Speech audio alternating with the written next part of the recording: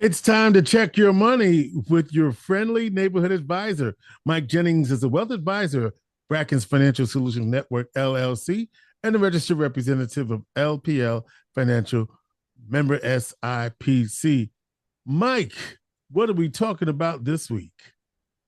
Well, first of all, I got another announcement, George. I Oh, forgot to another announcement. mention Wait a minute. Hold on. I Hold on. I, Yeah. I forgot to mention my birthday last week. Oh my gosh. Happy birthday. Thank you, How'd you thank forget you. your birthday? How did we I forget your birthday?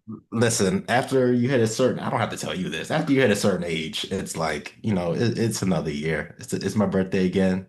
I don't really think about it, but Well, I'm glad okay. to Is it be a I'm glad to milestone? be appreciated. Oh no, last year was a milestone. I So that's turned why you didn't 30. remember. We always remember Exactly. that. We always remember the milestone. Exactly. All right. 30 is like 30 What is is like woohoo. what is the 31. actual day of your birthday? July 9th. July July. 9th. All right, July 9th. Well, happy birthday. If I had Thank you. Stevie Wonder ready, we would do it. Right. Wait, I might have 50 Cent over here. Wait a minute. Wait a minute, Mike. Here we go. Uh-oh. Go, go, go, go, go, go, go, Shorty. Yeah, It's make your sure you turn that birthday. off at the right Yeah, moment. I stopped it right there. I knew where to stop it. Or else Good stuff. Vicky and the whole crew be coming after Yeah, me. that's right. That's right. Good stuff. Because that's all we can do with that. That's all we can do. But we gave Pretty you a little much. something that you can remember. Yeah, that's right. That's right. Oh man. Well, I'm glad. I hope you had a great birthday and hmm many more. Absolutely. Thank you. All right. So what you got for me this week? So last week we were talking about debt, during our debt relief talk, I had made mention at the end about using a home equity line of credit or a HELOC to consolidate debt. Mm-hmm. Um, and the idea of home equity it's been a pretty consistent topic with people I've spoken with recently. So I figured, we could cover it. I'm sure we're both aware of the housing market in our area in central New York, which means there's a lot of people out there with a lot of home equity. So I figured we might as well talk about it. How's that sound? Sounds like a plan. Let's go. All right, all right. So let's get into it. So of course we all understand the concept of buying a home and having a mortgage and everything, right? But what many people are unaware about when it comes to home ownership, it's the idea of equity. So we'll use the general concept of like a balance sheet to explain what I'm really talking about. On one side of a balance sheet, you have your assets or things that you own of value. And then on the other side, you have your liabilities. So these are things that you owe or that you regularly pay for, your obligations. Now, when you buy a home, the home itself is an asset and it has value. And then, of course, if you bought that home and you use a mortgage to purchase it, that means that a lender gave you money to purchase the home from the seller, and you are now liable and paying it back to the lender, right? So you have the asset as the home, and then you have the mortgage payment as the liability.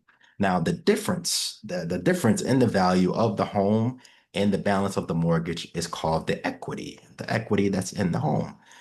So for example, you buy a home and you mortgage your home for $200,000.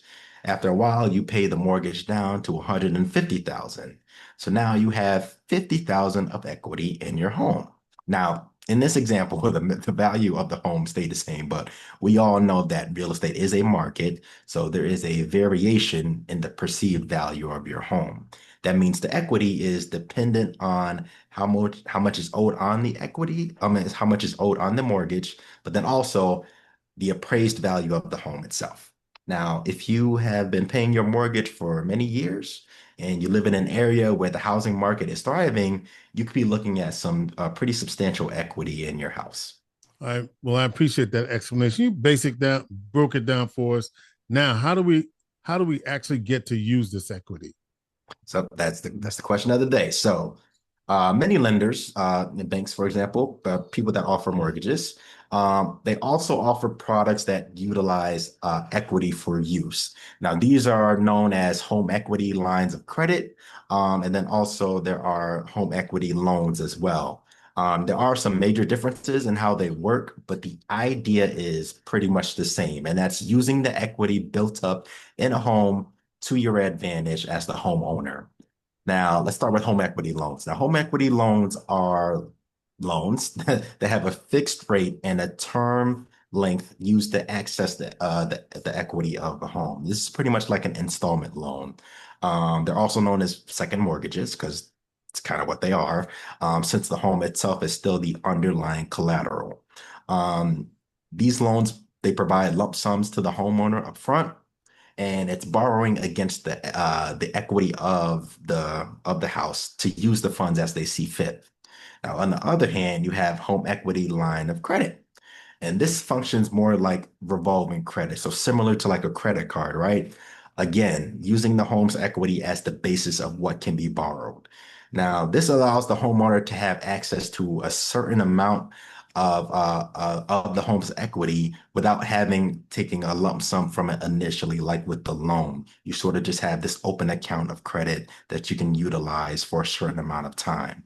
Now, unlike home equity loans, HELOCs, home equity lines of credit, will usually have a variable rate. So it's not fixed. It's a variable rate that can change over time, and that changes the amount of interest that's owed. Now, HELOCs generally have some pretty enticing features, such as paying interest only for that initial draw period, and only on the credit that you use instead of that lump sum payment. HELOCs will have, like I just mentioned, that initial draw period. So it's typically, depending on the lender, like somewhere between 5 and 10 years. This is the actual period that you can borrow from the line of credit. Then after that, it will be in a repayment period. So that's where you'll have to begin making not only the interest payments that you were probably only paying during the draw period, but also the principal payments on the balance itself. Right, and it is a mortgage. Don't get it twisted. It is Yeah, a mortgage absolutely. against your home, a second mortgage hmm against your home. And so, hmm Mike, even still, these sound like great ways to use the value in your home. What would you say is the best way to use it?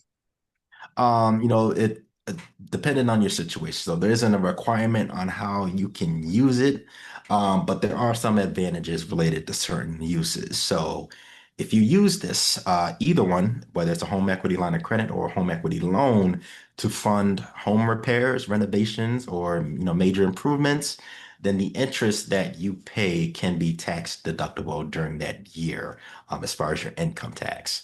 So this makes home equity products a great way to sort of, fix up your home or expand your home or sort of do anything, some of the things that you probably wanted to do and you just didn't have the cash before.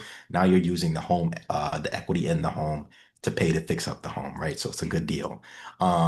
As I mentioned last week, many people use home equity loans or home equity line of credit to consolidate other debts. The rate you use, or the rate that your loan is going to have or your HELOC is going to have is subjected to, it's usually a lot less than something like that of a credit card, right? Home equity line of credit, I think for our area is probably like somewhere in the 7.5% range. Mm. If you're looking at a credit card, the interest that you're paying on that, depending on, where you got it from, it could be somewhere from low 20s to high 30s or high 30s, low 20s. Same thing what I said, but you get what I'm saying. You get pretty exorbitant as far as the interest fees. Um, Now, if you use a HELOC or a home equity loan to consolidate, you can pay less in interest than you would be if you were using a credit card. And then also, obviously, you're lowering your credit card balances. So both things are good as far as getting your credit score up.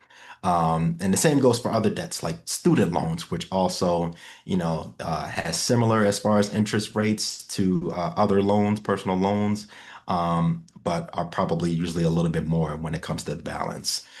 So some people use HELOCs for larger purchases or expenses, like buying a new car or even buying a new home or an investment property.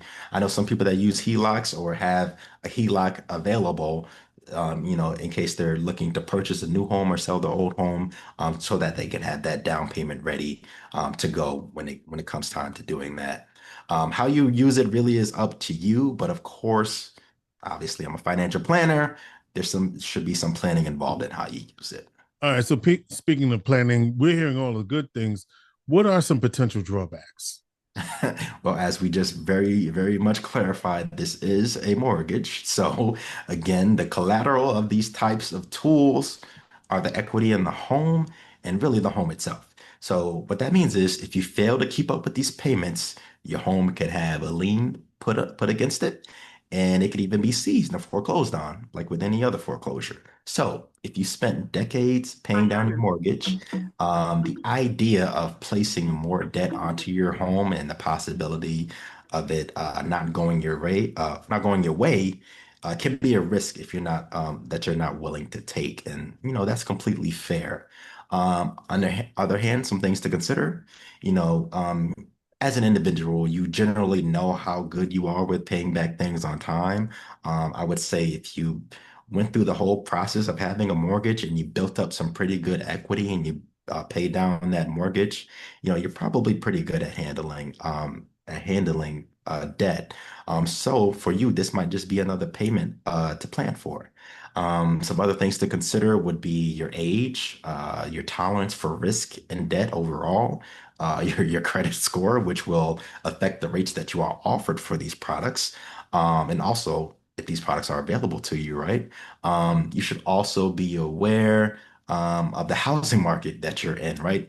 If there's a possibility of the value of your property, of your home going down, that can seriously impact the equity in your home and the loan or the line of credit that you acquired. So these are things that you definitely want to consider. Like I said, of course, your ability to be approved for either is dependent on your credit as well. So this affects the amount that you can borrow. Most lenders have a set cap or percentage of equity that you can borrow, that can be borrowed against. So some will say, you can only borrow 85% or 90% of the equity that's in the house, right? And also they have a minimum level of equity needed before you can actually use these products. So some might say you need 15,000 of equity available, 20,000, something like that, before you can actually get a home equity loan or a home equity line of credit. Now, if you're a new homeowner, it could be a while before you reach that appropriate level of equity to use these solutions, right? We know that with a mortgage, those first most of those first years, you're only paying interest. The principal itself isn't going down. Obviously, that switches at some point, and then that's towards the end is when you start paying more of the principal, and that's when you start building more of the equity. Um, just a side note, George, what was your experience with home ownership, and did you ever consider using your home's equity to your advantage, or have you Well, used so we've been a long time homeowner. We built up a lot of equity, and it? I've been actually thinking about it lately. So stay Okay. tuned. It's all channel conversation. But well, meaning when I say stay tuned, I mean it's just something that I've been actively thinking about Yeah, for some things that we want to do, major absolutely. things that we want to do. And so I've been thinking about it. So yeah, Absolutely. so we haven't done it yet, but we've been thinking about Absolutely. And as always, these types of financial decisions require due diligence and really earnest planning. So if you are thinking of taking a step like this, then make sure that your financial plan is in order for today and for the next 5, 10, 15, and 20 plus years. Give your friendly neighborhood advisor a call at 315-748-5540. Again, that's 315-748-5540. Or just send me a quick note at michael.jennings@brackensfsn.com. it. All right, Mike Jennings is a wealth advisor with Brackens Financial Solutions Network LLC and the registered representative of LPL Financial, member SIPC. He is your friendly neighborhood advisor.